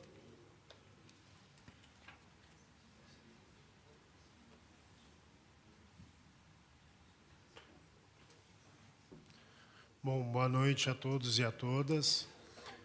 Mais uma vez, eu gostaria de agradecer a Beth pelo empenho e dedicação em defesa do serviço público e da saúde pública, a Zezé pelo convite, né, e todos os membros da mesa e todas as pessoas presentes. A princípio, né, acho que não precisa dizer que eu sou defensor do serviço público, um defensor da FURP. E, como o companheiro ali disse, eu acho que o farmacêutico, no geral, ele é muito... Eu aprendi, né, com 15 anos de FURP, a importância do farmacêutico, né? Por quê? Porque, por exemplo, eu vou dar um exemplo aqui da FURP, né? A questão de dispensa não é só... Eu falo que a FURP não fabrica, não distribui só remédio. A FURP distribui saúde, né? Por quê? Porque essa questão do medicamento certo, no local certo, na medida certa e bem orientado é o que realmente traz saúde para a população, né? Nós temos um exemplo dentro da própria FURP, que para mim é icônico, né, da troca, né, de informações, onde nós verificamos, onde a FURP verificou a dificuldade, como o companheiro ali disse, em algumas situações, o doutor, né, disse, eu não me lembro o nome, esqueci de anotar, que chega em certos momentos, vem uma cartela lá com 20 comprimidos, ele tem que dispensar 10, um paciente vai com o nome do remédio, outro paciente vai com a data de vencimento. Lá na FURP, né, a doutora Zezé, eles, em alguns medicamentos, até porque muitos dos medicamentos fornecidos pela FURP são medicamentos para idosos, né, colocou o medicamento, cada medicamento com uma cor diferenciada. Então, isso demonstra um cuidado, uma preocupação, que não é só com o remédio propriamente dito, né? A FURP foi referência, né, por muitos e muitos anos a nível nacional e até a nível mundial em relação à tecnologia. Muitos estagiários iam para a FURP, fazer estágio, entender como é o processo produtivo. E eu acho que isso precisa voltar, né? Eu acho que a ciência, a tecnologia foi subestimada, foi judiada nos últimos anos, mas eu acho que está na hora da gente voltar à discussão. Eu acho que a defesa da FURP, a defesa do SUS, tem que ser uma defesa de todos, e a gente conta com todos os profissionais da área da saúde, inclusive os farmacêuticos, nessa luta, né? E aproveitar, eu fiquei muito feliz há poucos dias, né, com a indicação do Daniel, né, o senhor Dr. Daniel Buffoni, para a Coordenadoria de Assistência Farmacêutica. Eu tenho um grande amigo na Secretaria de Saúde, que é o Dr.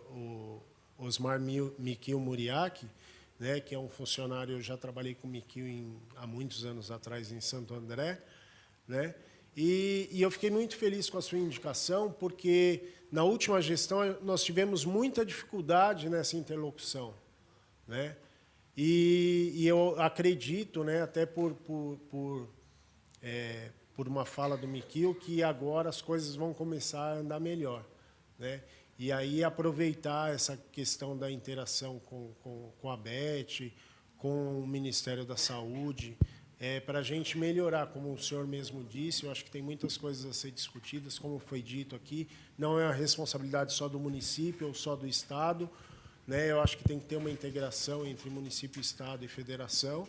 Mas eu acho que eu estou muito feliz e estou muito esperançoso que nos próximos meses e anos, né, a gente vai ter espaço melhor, um espaço maior para poder avançar nessas discussões e avançar na assistência farmacêutica como um todo. Obrigado e boa noite. Obrigado, Alex. Dando continuidade, convido agora a conselheira doutora Maria de Lourdes do Nascimento da Silva, do Conselho de Nutricionista, Terceira Região.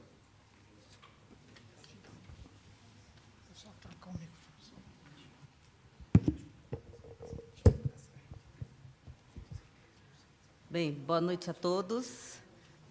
Gostaria de parabenizar esse evento, a deputada. Gostaria de parabenizar todos os membros da mesa e falar que estamos juntos. Nós, do Conselho da Terceira Região, do Conselho de Nutricionistas, estamos juntos com vocês nessa luta. Eu compartilho com o Dr. Fábio da questão da multidisciplinaridade.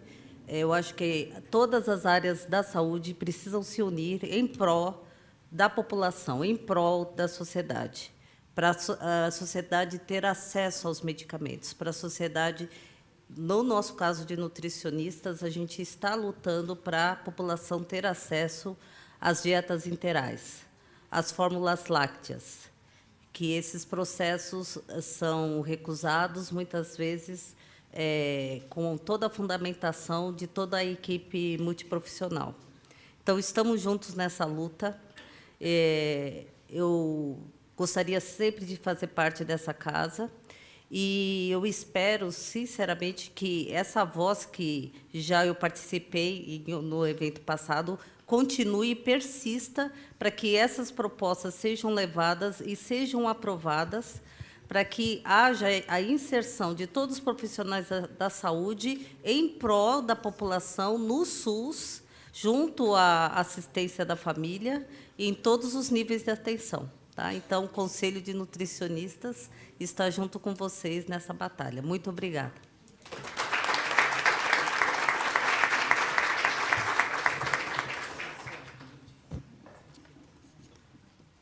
Agradeço as palavras, doutora Maria de Lourdes. Convido agora a diretora, a doutora Marilice Terezinha de Souza, da União Farmacêutica de São Paulo, Unifar.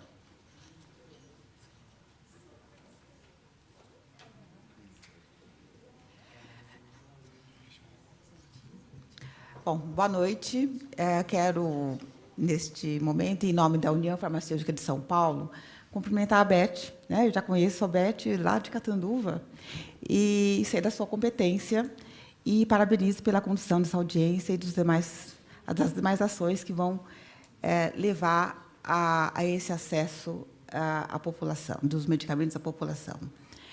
A União Farmacêutica é uma associação de farmacêuticos, é uma associação centenária e que tem como foco o aprimoramento profissional. Os nossos assuntos lá, eles são ligados, na maioria das vezes, ao atendimento dos requerimentos técnicos na produção de medicamentos.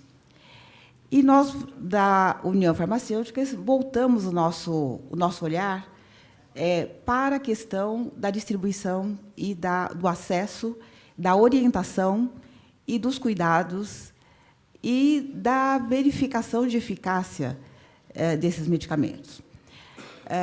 Eu quero trazer aqui o nosso apoio e estamos à disposição para fazer com que essas discussões cheguem à população, que possamos, dentro da União Farmacêutica, ampliar essa voz e ampliar o conhecimento que a população possa ter na questão do acesso aos medicamentos. Então, eu parabenizo o doutor Marcelo, a doutora Renata, os demais componentes da mesa e a todos aqui presentes. Muito obrigada. Muito obrigada.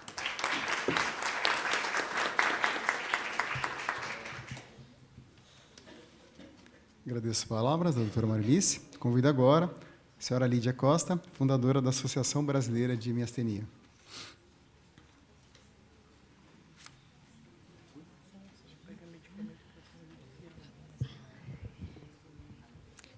Boa noite a todos, boa noite à mesa. Eu quero agradecer à deputada por essa audiência. Eu já tenho procurado o gabinete dela por problemas relacionados à medicação. Miastenia é uma doença rara, o tipo que eu tenho é raríssimo e, sabe, o raro, ele não tem opção de medicação. Ele é obrigado a judicializar, porque não há abertura para o raro ter a sua medicação de outra forma. Então, nós ficamos sem opção.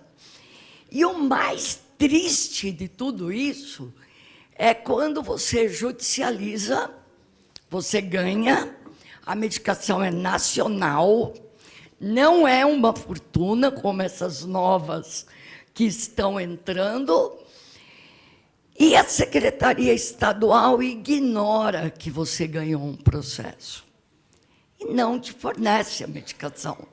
E quando fornece, ele troca de genérico para similar, que o nome já diz, não é igual, é parecido.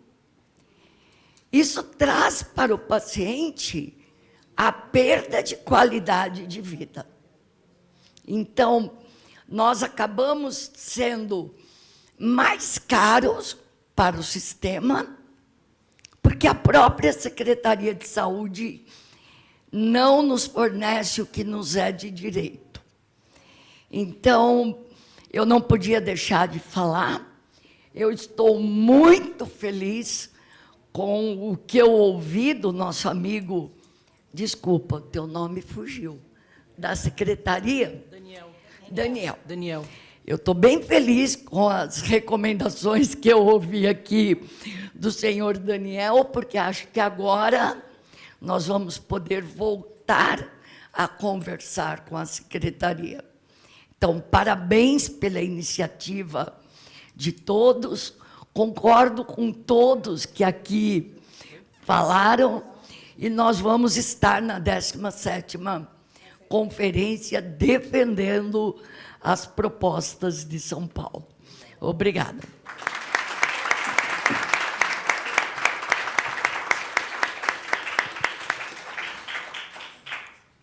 Agradeço as palavras. Convido agora a farmacêutica Sara Canter para fazer uso do púlpito.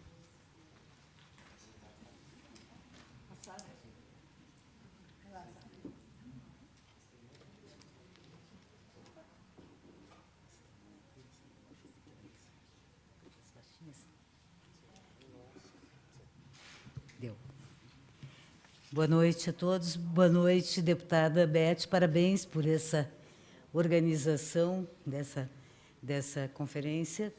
E, em seu nome, eu cumprimento todos da mesa também. Sabe que, quando eu ouvi essas maravilhosas sugestões, interpretações e experiências dos colegas atualmente, eu lembrei de algo do 2001, Uma Odisseia no Espaço, né? Aquele final com aquela arma indo que o macaco joga, e aí estamos como é hoje, né? Estamos evoluídos. Esse espaço todo, e lembrei assim dessa arma do macaco. Em 1972, velho tem mania de falar coisas antigas, né? Mas eu era uma inocente farmacêutica recém-formada e trabalhava num hospital psiquiátrico em Porto Alegre e participava da equipe que planejava o Lafergs, o Laboratório do Estado do Rio Grande do Sul, farmacêutico. E eu trabalhava no Hospital São Pedro, tinha 4.500 pacientes psiquiátricos.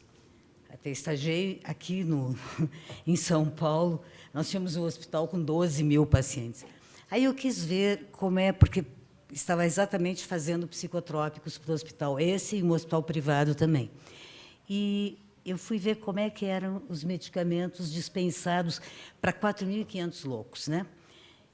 E as freirinhas queridas estavam lá numa escada, uma hora, umas 10 da manhã, por aí, e os pacientes passavam em fila, e elas tinham uma bacia cheia de comprimidos coloridos, soltos, verde, azul, amarelo, um monte de coisa, e um balde com água e uma canequinha de alumínio ou de plástico. Aí o paciente passava, estendia a mãozinha quando queria, e ela punha 1 ou 2 ou 3, dependendo da carinha dele, o amarelo, o verde, se quer, punha na boca e mandava ele tomar aquilo. E eu pensei, meu Deus, para que nós vamos fazer remédio, né? Que efetividade tem? Ela não sabe nem o que foi administrado, né? O que tinha ali naquilo. E eu nunca esqueci dessa imagem, porque ela norteou toda a minha experiência de mais de 30 anos na indústria farmacêutica, em associação, e realmente brigando por isso tudo que nós colocamos aqui como um grande sonho a realizar. E aí eu penso hoje, por acompanhar a propriedade industrial, as patentes no mundo e no Brasil, desde, sei lá, 1970 e poucos, as últimas notícias que nós temos, e isso explica o preço, né? Os medicamentos hoje, essas coisas de comprimido, injetável, isso não tem mais no futuro, né? Com a inteligência artificial, é o robô que vai dar na cama do paciente o remédio com aquela análise ali daquele que ele precisa realmente, e ele vai determinar qual o medicamento. E hoje, vocês viram agora o CAR-T, né?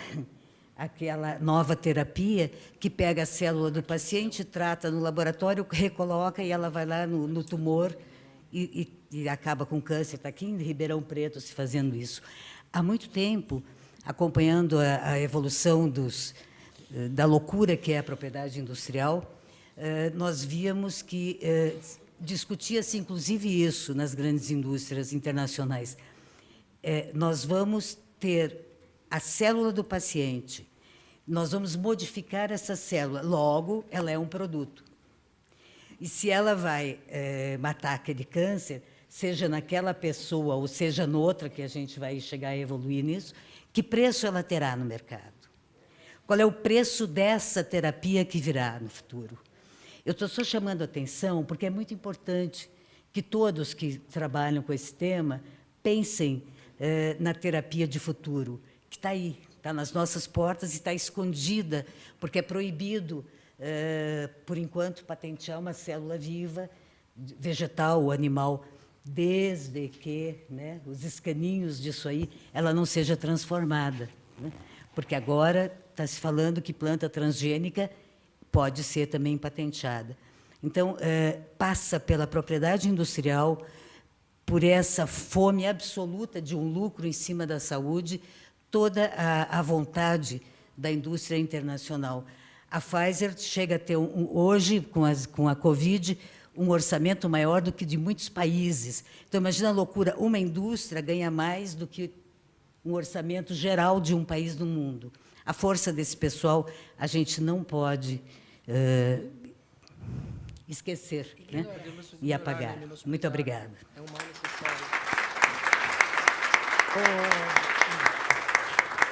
Ô, Sara, só para te falar, hoje o reitor da USP estava na numa audiência conjunta da Comissão de Educação com a Comissão de Ciência e Tecnologia, da qual eu faço parte também. E ele disse sobre essa Cartê, que é uma inovação, né? Todo mundo viu aí a matéria da remissão do câncer para um médico pesquisador da USP, do HC. E aí, se fosse hoje, esse tratamento sairia em mais de 2 milhões de reais, segundo o reitor da USP. Mas, com a evolução da pesquisa, ele pode chegar para ser utilizado em escala na faixa de 100 a 200 mil reais. Mesmo assim, ainda é algo muito caro. Quer dizer, nós vamos ter que fazer uma luta para esse tipo de tratamento poder estar também disponibilizado no SUS, porque senão não adianta nada, né? Senão fica um tratamento elitizado, apenas para quem consegue pagar 100, 200 mil reais para um tratamento. São a minoria da população, né? Então, realmente é uma evolução, só que ainda bastante inacessível. Uma evolução tecnológica e da ciência e da pesquisa, né? Por isso, investir em tecnologia é fundamental. Desculpa aí, mas é que eu tinha Imagina. pela oportunidade, senão depois... É um debate, né? Bom, neste instante, então, partimos para o grande momento, que é a leitura e assinatura oficial da Carta de São Paulo. Essa carta ela tem a finalidade de apresentar ao Parlamento Estadual de São Paulo e à sociedade sobre a importância da garantia do acesso aos medicamentos como direito fundamental da população. Deverá ser enviado à Comissão de Saúde da Alesp, à Frente Parlamentar em Defesa da Assistência Farmacêutica, ao presidente da Alesp, ao presidente da Câmara dos Deputados e do Senado Federal e à ministra da Saúde e à Secretaria de Ciência, Tecnologia, Inovação e Complexa Saúde. Convido, então, a doutora Janaína Carla da Silva, é membro do Grupo Técnico de Saúde Pública do CRF São Paulo, para a leitura dessa Carta de São Paulo. Por favor.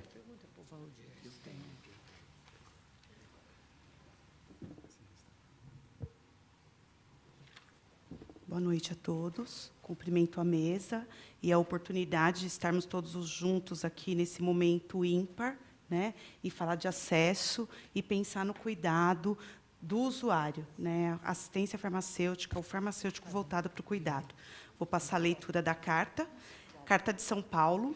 O acesso seguro e racional de medicamentos é instrumento para garantir a saúde e qualidade de vida da população. No Brasil, várias propostas têm sido discutidas visando aprimorar a política de assistência farmacêutica e assegurar o acesso equitativo aos medicamentos no Sistema Único de Saúde, SUS. Sendo assim, a audiência pública de acesso a medicamentos em defesa da vida, realizada na Assembleia Legislativa do Estado de São Paulo, Alesp, convocada pela deputada Beth Sarão e organizada pelo Sindicato dos Farmacêuticos no Estado de São Paulo, SINFAR, Conselho Regional de Farmácia do Estado de São Paulo, CRF São Paulo, Fundação Oswaldo Cruz, Fiocruz, Instituto Escola Nacional de Farmacêuticos, ENFAR, Federação Nacional dos Farmacêuticos, FENAFAR, com o apoio do Conselho Nacional de Saúde, CNS, realiza no dia 21 de junho de 2023, no Auditório Teotônio Vilela, da Alesp, propõe os seguintes encaminhamentos e apontamentos levantados que servem de parâmetro para as ações futuras. Fortalecer a presença do farmacêutico na atenção primária, APS, com garantia de recursos financeiros federais para o gestor municipal, mais o acesso seguro, o uso racional de medicamento e a orientação adequada aos usuários em todos os níveis de atenção. Segundo, retornar os investimentos em equipe multiprofissionais responsáveis pelo desenvolvimento das linhas de cuidado, essenciais à população, a partir do atendimento às necessidades sociais que ocorrem nos territórios. Terceiro, integrar os diversos pontos de rede de atenção à saúde por meio de sistemas informatizados e outras ferramentas e possibilitar o acesso aos dados do paciente, principalmente, mas não se limitando a prontuários, medicamentos prescritos e produtos dispensados, nos diferentes nos diferentes níveis de complexidade, utilizando estratégias de interoperabilidade, visando a transparência das ações de saúde, incluindo assistência farmacêutica, visando a sustentabilidade do SUS. Quarto, fortalecer a Câmara de Regulação de Mercado de Medicamentos, CEMED, seu corpo técnico e governança, estabelecendo uma política nacional de preços compatível com as necessidades da população e as demandas prioritárias em saúde. Isso busca transparência no processo de definição de preços e o acesso a medicamentos para toda a população brasileira, com a prioridade para os medicamentos destinados ao SUS. Quinto, fortalecer os processos de incorporação de tecnologia no SUS, garantindo a participação da sociedade na tomada de decisões que impactam o acesso e a sustentabilidade do SUS. Sexto, garantir assistência farmacêutica nas unidades de saúde que fornecem medicamentos para a implantação de serviços farmacêuticos e o cuidado farmacêutico, a fim de contribuir com a jornada do paciente, melhorar as condições de uso dos medicamentos e adesão ao tratamento, assegurando o direito dos usuários. Implantar o cuidado interprofissional nas políticas de diversidade e inclusão, para a qualidade nas ações de saúde e redução da vulnerabilidades. Oitavo, garantir o financiamento público para ciência, tecnologia e inovação, de interesse do SUS, fortalecendo a base de pesquisa, desenvolvimento e inovação, para garantir o acesso equitativo aos medicamentos e vacinas. Nono, proporcionar investimentos adequados em CTI nas universidades públicas, instituições científicas de inovação tecnológicas, ICT, e laboratórios oficiais, atuando de forma integrada para garantir o acesso aos medicamentos para a população. Décimo, apoiar e lutar pelo fomento ao complexo econômico-industrial da saúde, SEIS, para ampliar a produção de insumos farmacêuticos ativos, IFA, e intermediários químicos estratégicos no Brasil. Isso inclui o incentivo à transferência e internalização de tecnologia, especialmente para o tratamento de doenças relacionadas à pobreza, doenças tropicais e negligenciadas. A garantia da transparência e participação popular, incluindo o controle social do SUS, nas decisões e diretrizes do Grupo Executivo do SEIS, é essencial nesse processo. 11. Integrar os sistemas informatizados de gestão da informação com todos os entes, permitindo o controle eficiente de estoque de medicamentos,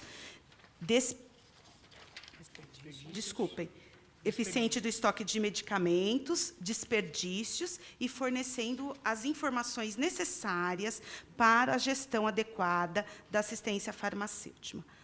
12º, defender no Congresso Nacional projetos de lei que visem garantir medicamentos de preços justos para a população brasileira.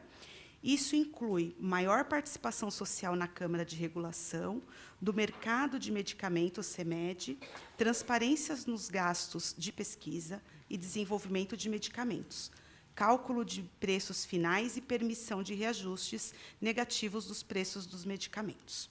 São Paulo, 21 de junho de 2023, deputada Beth Sarão, Fábio José Basílio, presidente da Federação Nacional dos Farmacêuticos, Renata Gonçalves, presidente do Sindicato dos Farmacêuticos de São Paulo, Marcelo Polacô, presidente do Conselho Regional de Farmácia de São Paulo, Silvana Nair Leite, coordenadora-geral do Instituto da Escola Nacional dos Farmacêuticos, e Fernanda Magno, conselheira nacional de saúde.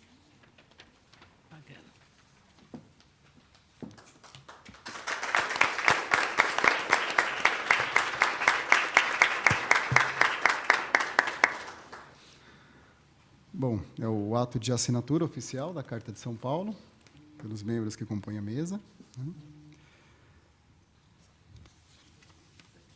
Vamos assinar?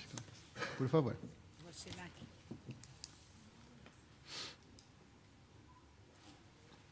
Fábio.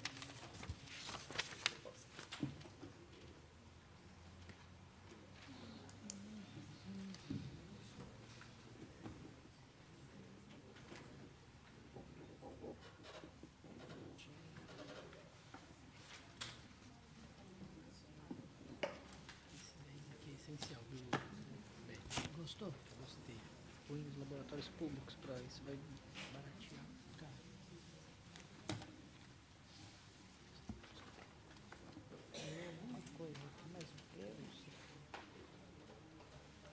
Pode não ser nada também. Acho que não tem nada.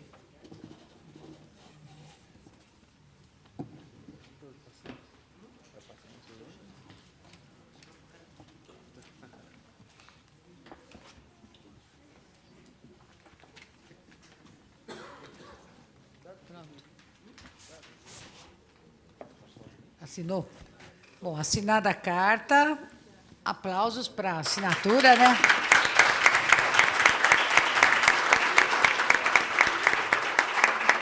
Agora vamos fazer todos os encaminhamentos necessários aqui. E quero dizer para vocês que ouvi muitas coisas aqui, só para encerrar, com as quais eu concordo em gênero, número e grau. Aprendi algumas coisas também, como, por exemplo, o acompanhamento que o farmacêutico deveria ter e precisa ter no atendimento aos usuários. Achei isso muito importante, entre tantas coisas importantes que foram ditas e abordadas aqui, por todos aqueles que participaram aqui do nosso debate, da nossa mesa.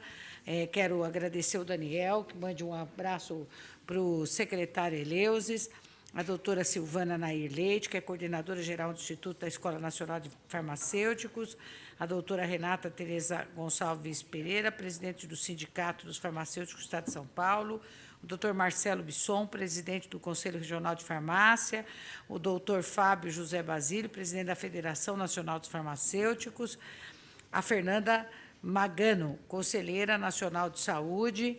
Achei também que, acho que é salutar a gente já ter a 17ª Conferência Nacional de Saúde, depois de anos de descaso, de desmonte, de desprezo, de irresponsabilidade com a vida.